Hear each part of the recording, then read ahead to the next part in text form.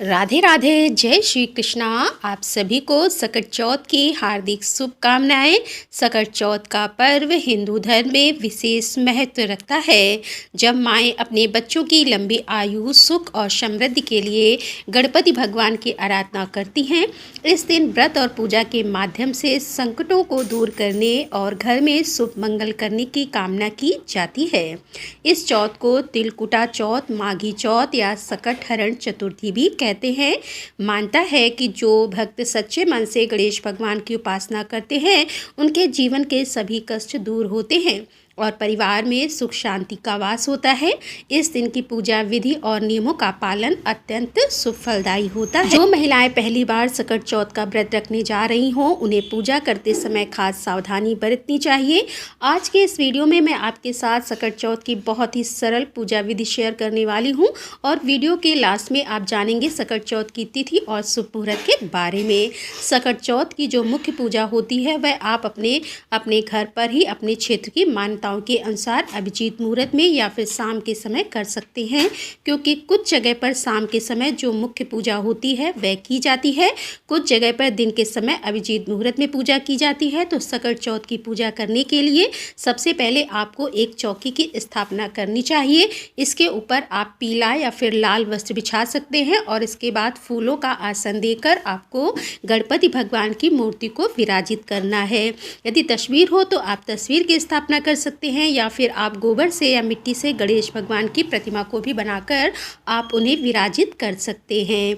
यदि आपके पास अलग से मूर्ति नहीं है तो आप एक सुपारी कलावा बांधकर छत का या पुष्प का आसन देकर उन्हें भी विराजित कर सकते हैं। इसके बाद गंगा जल छिड़क कर आप सभी की शुद्धि करेंगे, सभी सामग्री की शुद्धि करेंगे, गणपति जी को स्नान कराएंगे। यदि धातु की मूर्ति है तो स्नान कराएं, नहीं तो आप केवल जल का छींटा देकर शुद्धिकरण कर लेंगे। इसके बाद रोली कुमकुम का गणेश जी को तिलक लगाएंगे। तिलक लगाने के बाद वस्त्र रूपी आप मौली अर्पित करें, जनेऊ अर्पित करें और अगर जनेऊ आपके पास नहीं है तो आप लाल कलावे को भी 7 बार लपेटकर गणेश भगवान को अर्पित कर सकते हैं। इसके बाद आप थोड़े से अक्षत का या पुष्प का आसन देकर एक दिया रखकर प्रज्वलित करेंगे। दिया आप घी का या तिल के तेल का प्रज्वलित कर सकते हैं। सकट चौथ के दिन आप तिल का ज़्यादा से ज़्यादा प्रयोग करें। दिया जलाने के बाद आप दिए का भी पूजन करें, क्योंकि जो दीपक है वह हमारी पूजा के साक्षी होते हैं। तो तिलक और पुष्प आदि दीपक को आप अर्पित करें। आज के दिन माँ गौरा की पूजा करनी चाहिए और सकट माता के रूप में माँ गौर की पूजा की जाती है, यानी माँ पार्वती की पूजा आज के दिन आपको करनी चाहिए। और उसके बाद आप माता पार्वती का श्रृंगार करें, माता पार्वती को तिलक लगाएं और लाल चुनरी या लाल कलावा माँ को अर्पित करें। फिर आप सकट माता चौथ माई का ध्यान करके सकट माता की, यदि आपके पास कथा का पोस्टर है तो उसमें भी आपको सभी तस्वीरें मिल जाएंगी। आप उनमें से जो भी तस्वीर बनी हुई है उन सभी का तिलक करें और जल के छींटे दें, पुष्प और माला अर्पित करें। इसके बाद आप गणेश भगवान जी को दुर्वा अर्पित करें। दुर्वा आपको हमेशा एक बंडल बनाकर बांधकर तभी आपको अर्पित करना चाहिए। उस बंडल को आप कलावे से बांध लीजिए और उसके बाद गणेश भगवान को आप दुर्वा समर्पित कर दें, क्योंकि गणेश जी को दुर्वा अत्यंत प्रिय है। लाल गुड़हल का फूल हो तो लाल गुड़हल का पुष्प गणेश भगवान को अर्पित करें। इसके अलावा जो भी पुष्प आपको मिल जाए वो आप गणेश भगवान को और सकट माता को आप अर्पित करें। बहुत से लोग चौकी पर कलश की स्थापना भी कर सकते हैं, लेकिन इस वीडियो में मैं आपको बहुत ही सरल और आसान विधि शेयर कर रही हूं। तो आप अलग से चाहें तो कलश की स्थापना कर सकते हैं, नहीं तो आप एक लोटा जल भर कर रखें, इसमें थोड़ा सा गंगा जल मिलाएं, उसमें थोड़े से आप काले और सफ़ेद तिल डालें और थोड़ा सा गुड़ या शक्कर घी आप डालें, क्योंकि सकट चौथ के दिन तिलकुट का भोग भगवान गणेश जी को अवश्य अर्पित किया जाता है। तो तिलकुट आप बनाकर रख लें। इसके अलावा आप यदि तिलकुट नहीं बना सकते हैं तो तिल और गुड़ को आप लड्डू के रूप में बना लें। थोड़ा सा गुड़ पिघलाकर उसमें आप तिल मिलाएं और गोल गोल लड्डू बना लें। मोदक या फिर आप मोतीचूर के लड्डू, पान, सुपारी, इलायची भी आज के दिन भगवान गणेश जी को अर्पित कर सकते हैं। साथ ही मंदिर में कुछ दक्षिणा अर्पित करें। मौसमी फल, मिठाई, इनके अलावा जो कुछ भी आपकी सामर्थ्य हो वह आप अर्पित करें। सकट चौथ के दिन दान में देने वाली सामग्री भी आप मंदिर में रखें, जैसे आप तिल और गुड़ के लड्डू रख सकते हैं, मूंगफली या मौसमी फल, मिठाई। इसके अलावा वस्त्र, दक्षिणा, आप जो भी आपको सामर्थ्य हो आप उन्हें मंदिर में रखें। इसके बाद आप सच्चे सच्चे मन से भगवान गणेश जी की पूजा करें, मंत्रों का जाप करें और श्री गणेश अर्धवर्षीय स्तोत्र का पाठ करें। फिर हाथ में थोड़े से पुष्प लेकर आपको सकट चौथ की कथा पढ़नी या सुननी चाहिए। कथा कभी भी खाली हाथ आपको नहीं सुननी चाहिए। कथा समाप्त होने पर हाथ में रखे हुए तिल या अक्षत आपको जल के लोटे में डाल देने हैं, जिनका आपको रात के समय चंद्र देवता को अर्घ देना होता है।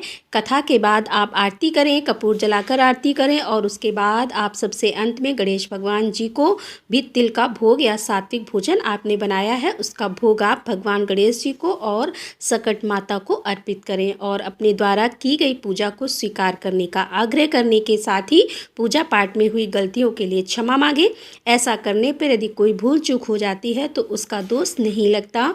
अब यहाँ पर आपको एक बात का ध्यान रखना है, जिन जगह पर दोपहर में यानी अभिजीत मुहूर्त में सुबह के समय सकट चौथ की मुख्य पूजा की जाती है तो जल का लोटा आपने रखा हुआ है, उसे आप सूर्य देवता को अर्घ दे देंगे। जो लोग रात के समय या शाम के समय गोधली बेला में सकट चौथ की मुख्य पूजा करते हैं तो वो जल का लोटा जिसमें आपने काले तिल कथा सुनने के बाद डाले हैं उसका अर्घ चंद्र देवता को देना होता है। चाहे आप सुबह पूजा करें या शाम को पूजा करें, रात के समय तो आपको चंद्र देवता को अर्घ अवश्य देना होता है।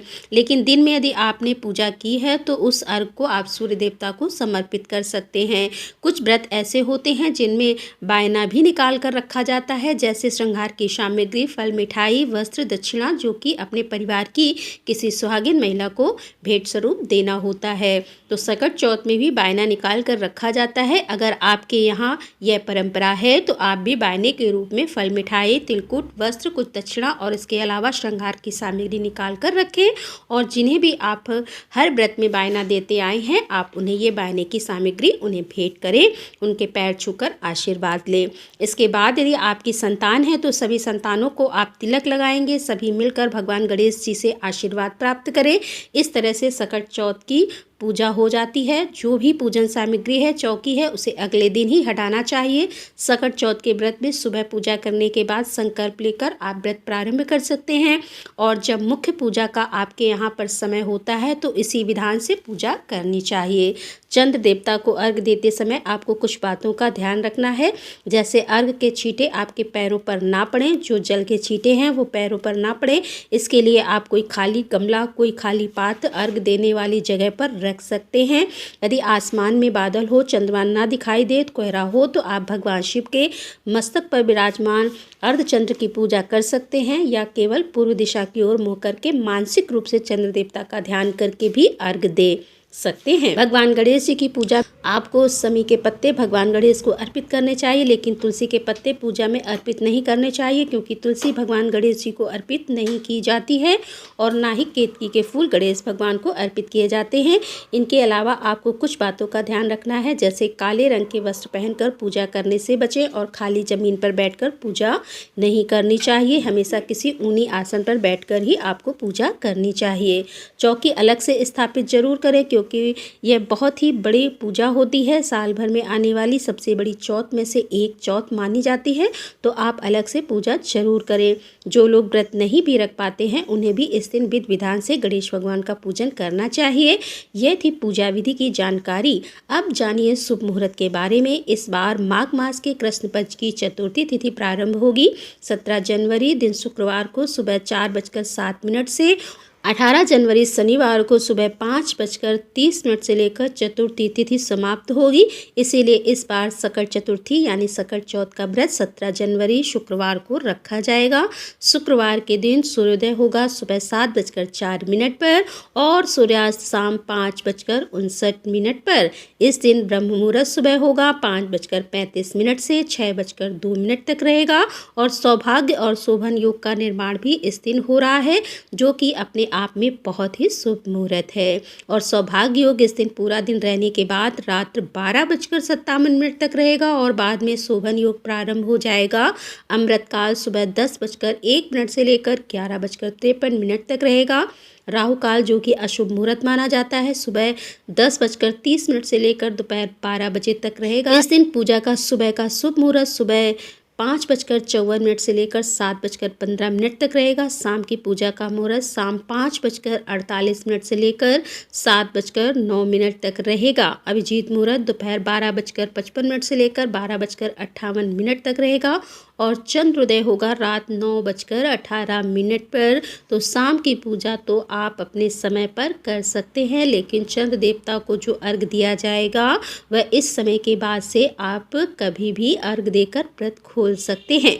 वैसे तो इस व्रत को निर्जला और निराहार ही रखा जाता है, लेकिन जिनकी सामर्थ्य निर्जला निराहार रहने की ना हो तो इस व्रत को फल और दूध के साथ भी ग्रहण कर सकते हैं। व्रत का पारण करते समय मूंगफली, दूध, तिल और गुड़ के लड्डू या फिर शकरकंदी खाकर व्रत का पारण किया जाता है। इसके अलावा सकट चौथ के व्रत में नमक का त्याग करना चाहिए। यदि बहुत आवश्यकता हो तो सेंधा नमक से बने हुए व्यंजन जो कि सात्विक होने चाहिए, जो फलाहार होता है, वो आप ग्रहण कर सकते हैं। तो दोस्तों, यह थी आज की वीडियो। उम्मीद करती हूँ कि यह जानकारी आपको पसंद आई होगी। तो दोस्तों, मिलते हैं अगले वीडियो के साथ। तब तक के लिए राधे राधे, जय श्री कृष्णा, हर हर महादेव, जय भोलेनाथ।